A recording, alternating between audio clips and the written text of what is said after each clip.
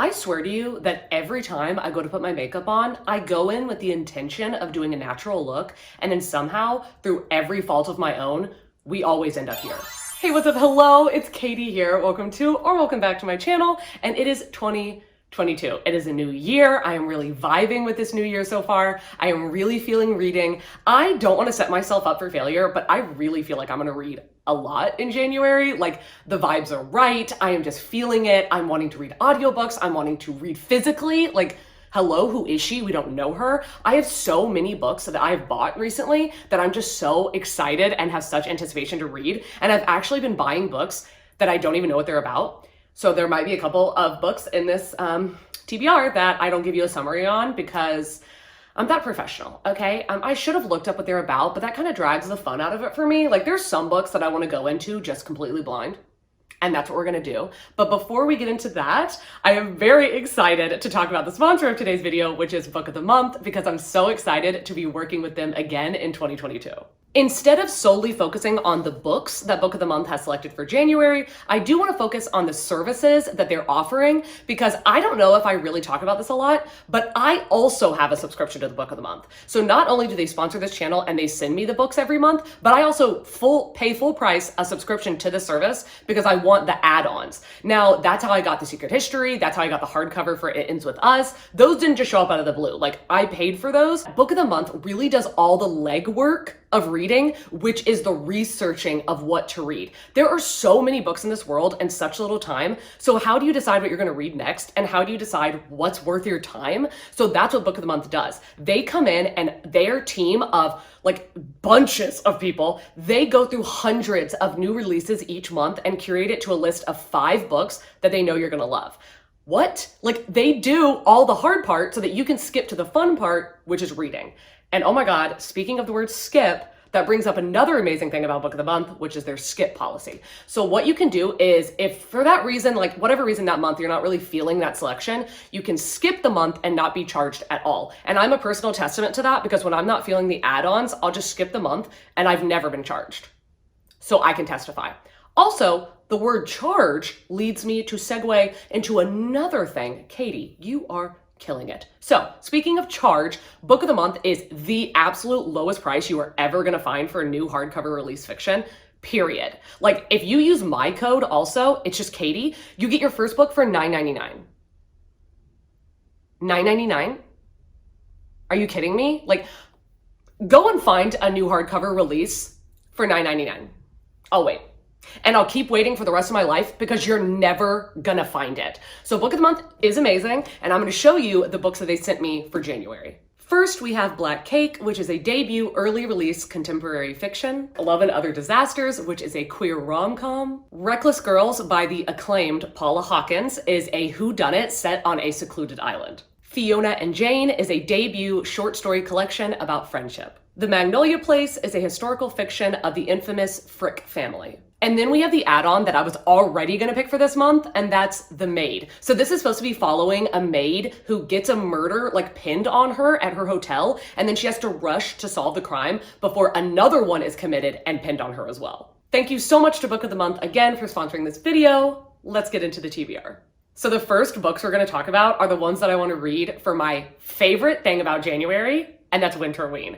Winterween is a readathon that is held by Gabby and Olivia, and it's to bring spooky books into a time of year when you're traditionally not reading spooky books, to just kind of keep the Halloween vibe alive.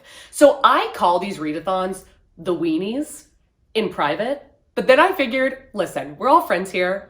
Y'all can handle it. So it's Winterween, Summerween, and Weekendween. The weenies.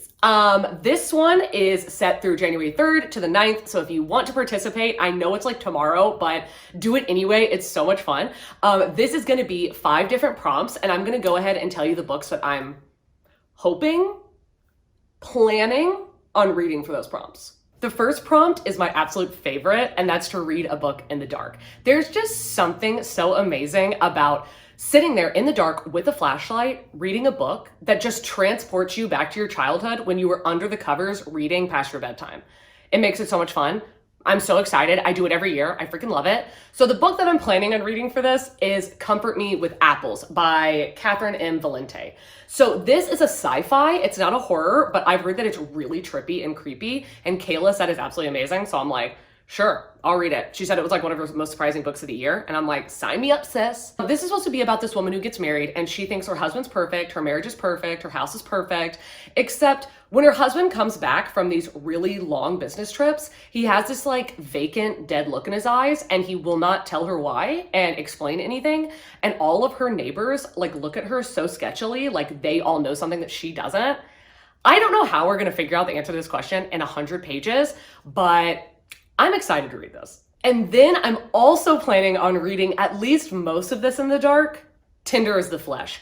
I have heard such grotesque things about this book. When I went to Barnes & Noble to buy this, I had 2 different employees stop me in the store to warn me about this book. I'm serious. I'm serious. I like, listen, if somebody's gonna warn me about a book, I have to buy it. I have to buy it. I need to know what you're talking about. This is supposed to be, well, for starters, it's about cannibalism. So if you can't handle that, don't follow my lead. You know what I'm saying? This is supposed to be about, like, I think it's the near future, where there's a virus that's gone around and has made all animals poisonous to humans. So now in order to get meat, humans have to eat other humans. So you're following like a butcher or like somebody that works in a slaughterhouse, and it's like a slaughterhouse that used to slaughter pigs, but now slaughters humans. And it's supposed to be like where you're seeing what people do to animals. And it's supposed to, like, I've heard people say that they went vegan for months after reading this. And listen, I need to know what the hype is about. I need to know what y'all are talking about. Like, am I gonna throw up in my Winterween video? Probably, but I'm still pumped. Prompts 2 and 3, I'm having a little bit of trouble with. Prompt 2 is to read a book with a winter setting, and prompt 3 is to read a book with snow on the cover. Now, I feel like synopsis don't normally tell you what time of year a book is set in, so I'm not totally sure what to do, but I'm gonna go out on a limb, having no factual evidence to back this up, but I'm hoping, Gabby, are you out there? Let me know. She read this and loved it. A History of Wild Places by Shay Earnshaw. This cover, like, it's not, it's not snow, but it's giving me a winter vibe. So I'm gonna use it for both the settings if I end up being correct. This is supposed to be about this like kind of cultish town called Pastoral, where no one is allowed to leave and no one is allowed to come in because they might bring with them this like deadly virus called the rot. And apparently there's like someone that goes missing, and then a private investigator goes to find out where this woman went, and then he also goes missing, and then later on someone in the town finds this investigator, detective or whatever's car almost like outside of Pastoral, and he's like, what the heck, like, did he leave? I don't know, but Gabby gave it 5 stars and put it in her best of the year, and I was like, say less. Prompt number 4 is to read a novella. Now I am planning on reading We Need to Do Something by Max Booth III, which it is a horror novella, and I ordered it from Barnes & Noble a week ago and it still hasn't come in yet.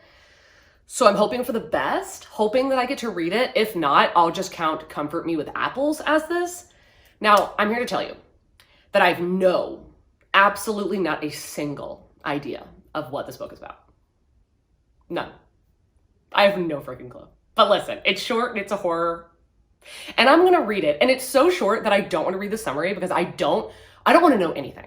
I just want to go into it. So hopefully you can just watch my Winterween video and find out. I am so ill prepared because the book I'm about to talk about for prompt 5, I also don't really know what it's about that much.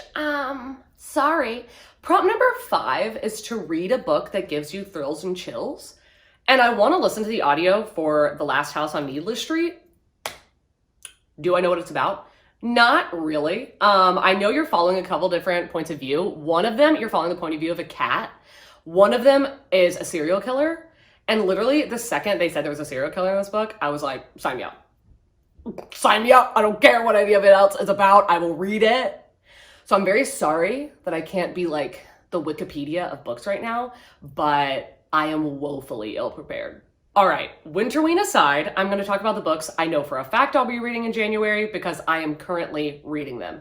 There's 3 of them, the first of which is Neon Gods by Katie Robert. I'm reading this physically. I am pretty close to being done with it, so I know I'll finish it this month.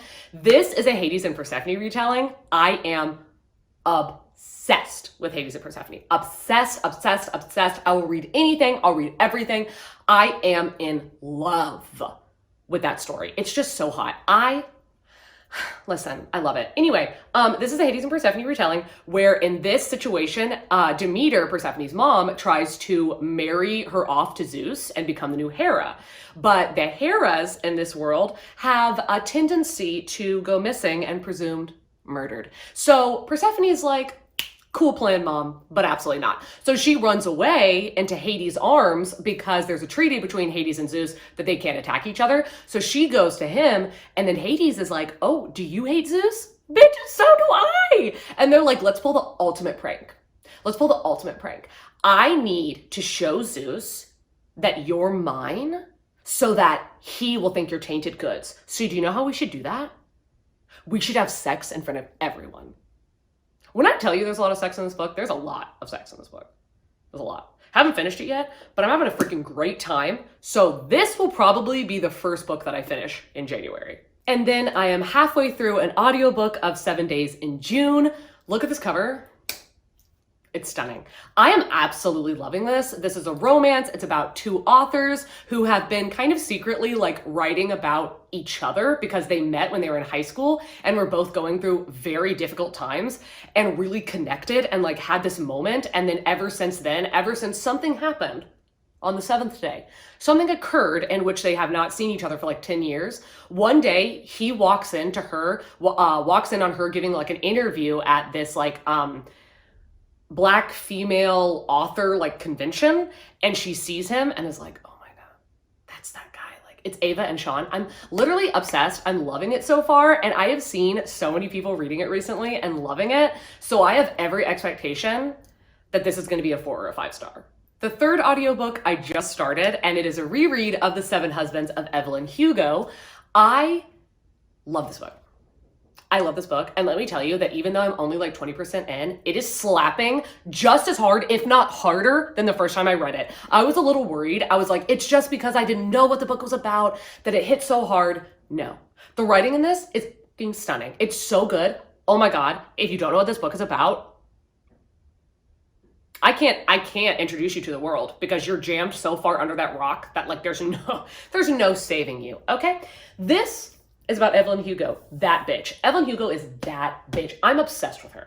I know a lot. Okay, listen. She's not a particularly likable character, but you're gonna love her no matter what. She's iconic. She is a actress who has had 7 husbands in her life, and she's kind of mysterious, kind of keeps everything a little bit close to the chest, and a reporter wants to know who was the love of her life. And Evelyn Hugo is like, actually, I'm gonna sell you my life story.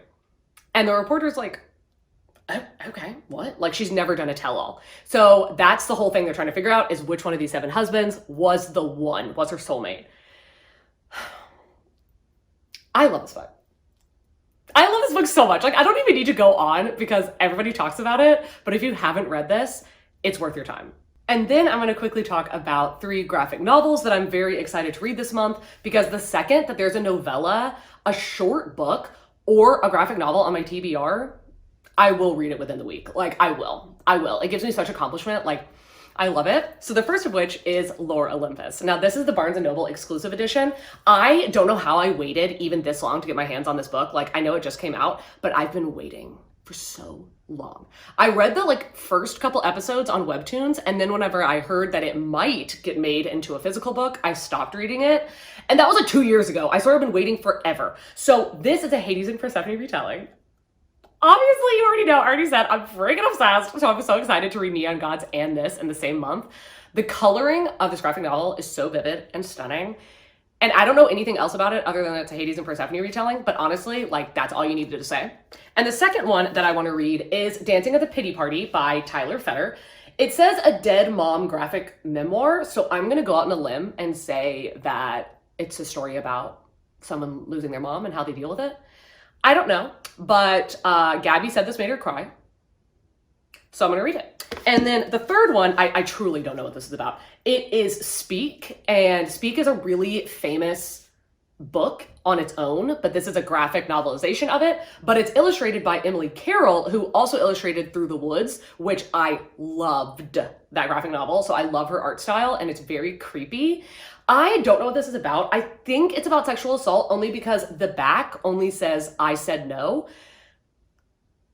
I could be totally wrong. I think that's what it's about, but I don't want to know. I just want to go into it, and I am planning on reading all 3 of these in January. Razorblade Tears by S.A. Cosby. I have to read this month. I just am being so drawn to this book. I want to read it so bad. Everyone who did read it in 2021 put it on their best books of the year, and I'm like, what? An unsung hero? I'm totally here for it. Also, this is a queer story. So this is about these 2 ex-cons who their sons were married. So you're following Ike and Buddy. One is white and one is black, and their sons were gay. They were married, and neither of the dads were okay with it. They're both homophobic. They are not into it. They did not treat their sons well until their sons get murdered for being gay. And these 2 dads kind of come together and like buddy up to track down and find the people who hurt their sons and take bloody vengeance on them. And I'm like, what? Like, what? Is this gonna be like a queer Fast and Furious? Like, I'm so down. I'm so down. And if you think I'm not gonna picture one of these dads as Denzel, oh my God. One of them is gonna be Denzel Washington and the other one's gonna be Vin Diesel. And we're here to talk about another book I don't know anything about. I want to read 2 novellas. I want to read The Empress of Salt and Fortune. Why do I keep saying Fortune? The Empress of Salt and Fortune. I swear every time I say the title of this book, I embarrass myself. Fortune. Anyway, and the other one, which I think is the second book, the follow-up novella, which is When the Tiger Came Down the Mountain. I have heard Meg talk about these and she absolutely loved them. And I'm pretty sure she said that it's an asexual main character, which like, sign me up. Are you kidding me? I love that. But then also these covers are absolutely stunning. They're stunning. And I'm not gonna look up what they're about because they're very short. Like every time she holds up the book, I'm like, that's a pamphlet. That is tiny. And this is others where I bought them at the same time as We Need to Do Something from Barnes & Noble, and they still have not arrived at my door. So we're gonna hope for the best, but I'm assuming they will get here at some point in January. And honestly, like the second I open the box, I'm gonna read these books. Y'all, listen. This last book, I had no intention of reading in January or reading anytime soon, but then it became available to me as an advanced listener copy, and the flex is real, okay? And it's To Paradise by Hanya Yanagihara. Now I'm gonna stop you real quick. I'm gonna tell you something. I read A Little Life in 2019. And I did not enjoy it. I did not enjoy it. I'm one of those people that thinks it's torture porn. Listen, if you love it, that's great. That's awesome. Cool. Good for you. I did not like that, but it is beautifully written. Like, I recognize the beauty of the writing. So I am very excited to get to her next work, which is To Paradise. But I'm going to tell y'all something so stupid that is the actual reason why I'm so excited to read this book. I'm excited to read this book, and I'm being honest, because I'm obsessed with this lady's name. Hanya Yanagihara. That name is a whole sonnet. That name is lyrical. It's beautiful. I'm literally obsessed with saying it. And I need her to come out with more books so that I can read them. So I have an excuse to say the name out loud on this channel and to say the name to people, because just say it, just say it out loud. Hanya Yanagihara. Like, oh, it's so stunning. I'm just obsessed. I hope I like this book so that I have even more reason to keep saying the name out loud. This summary of this book is very confusing. It's very long too. What I'm getting out of the summary is that it's set in 3 different timelines. It's 1893, 1993, and 2093. And it seems like it is very queer. Like the first 2 timelines are from men, and they are both have, one of them has a husband, and then the other one is supposed to marry a woman, but then is pining after a musician, a male musician that has no money. And then the third timeline is following a woman whose grandfather died, and she's trying to figure out the loss of him, and then also trying to figure out why her husband disappeared. And it says that it all converges in the understanding of the American experience and what all unites Americans, which is fear and loneliness and love and need. And I believe that even if this book doesn't turn out to be for me, I know it's going to be stunning, so I'm going to read it. Okay, that is gonna wrap it up for all of the mini books that I want to read in January that I really believe that I can do it. Like, this is like 15 books, and I'm like, yeah, and I'll read more. Like, I'm in it. I'm in the freaking mood, okay? So let me know what you think down below. Have you read any of these books? Did you like any of these books? And if you have any suggestion on a wintry setting or a book with snow on the cover for me to read for Winterween, because I'm at a loss, okay? Anyway, if you have gotten this far into the video, you could leave a winter emoji. You could leave the snowflake for Winterween. That would be very cute. And if you want to follow me on Goodreads or Instagram, they are going to be linked down below, as well as a myriad of other links that would help support this channel. And I hope you're having an amazing day, evening, night, dusk, dawn, whatever time of day it is, wherever you are. And I will see you in a video coming very soon. Bye.